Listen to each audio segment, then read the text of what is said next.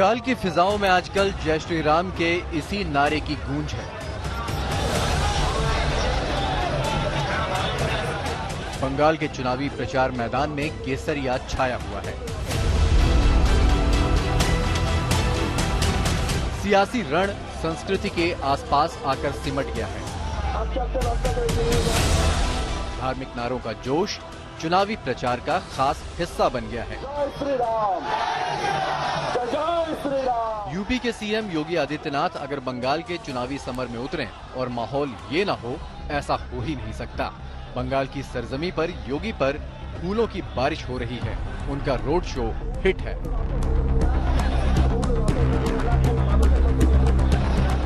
उनकी इस चुनावी प्रचार में खास अहमियत है और बीजेपी के स्टार प्रचारकों में उनकी डिमांड है। योगी ने आज हावड़ा के उलबेरिया में रोड शो किया तो भीड़ देखने लायक थी। यही जोश बीजेपी देखना चाहती है। इसी जय श्री राम के नारे का जादू बीजेपी मानकर चल रही है कि चलेगा। ममता दीदी जय श्री राम के नारे से बहुत चिढ़ती है और जब मैं यहां पे आया तो मेरा अभिवादन जय श्री राम कहकर के सभी लोगों ने किया।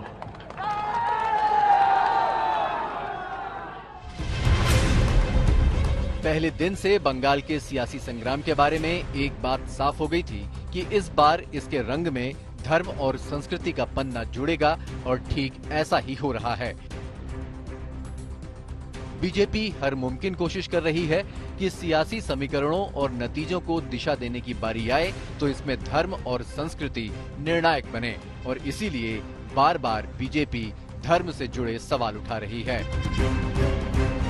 आज बंगाल में दुर्गा पूजा करने के लिए आपको हाईकोर्ट की परमिशन की जरूरत पड़े? किस प्रकार का बंगाल दीदी ने बना है?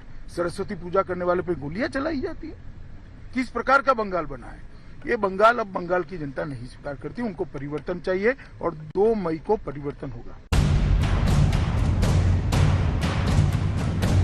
हिंदू ध्रुवीकरण के खतरे की काट के लिए ममता ने हर दांव आजमाया और अब अगर आज की तारीख में देखें तो बंगाल का रण जिन चंद मुद्दों के इर्द गिर्द घूम रहा है उनमें हिंदू ध्रुवीकरण, जय श्री राम के नारे, मंदिर मुद्दा, मुस्लिम तुष्टीकरण, धार्मिक आजादी जैसे मुद्दे भी शामिल हो गए हैं।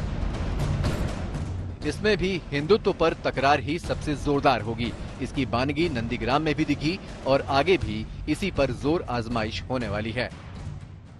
ममता दीदी को दुर्गा जी की प्रतिमा के विसर्जन से दिक्कत रही है, ये भी पूरा बंगाल पहले से जानता है।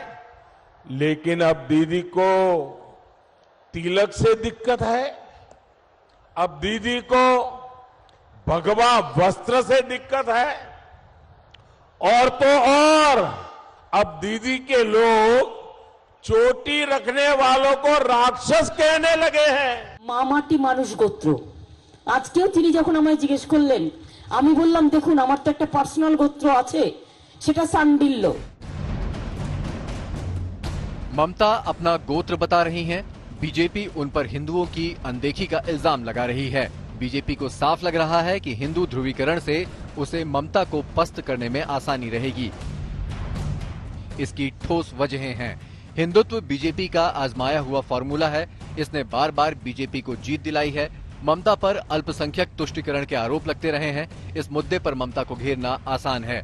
बीजेपी के पास बंगाल में करप्शन के सिवा कोई दमदार मुद्दा नहीं था। हिंदुत्व पर शुरू से ममता बचाव की मुद्रा में दिखी। बीजेपी ने ममता को हिंदू विरोधी ठहराने में कोई कसर नहीं छोड़ी। जय श्री राम के नारे से ममता की चिढ़ ने बीजेपी का हौसला बढ़ाया। बीजेपी ममता को अपनी मनचाही जमीन पर जंग लड़ने के लिए ले आई। जाहिर तौर पर हिंदुत्व बंगाल के रण में बड़ा मुद्दा है। देखना यह है कि बीजेपी के लिए ये कितना काम करता है और क्या ममता अपना नुकसान कम कर पाती हैं। ब्यूरो रिपोर्ट, आज तक।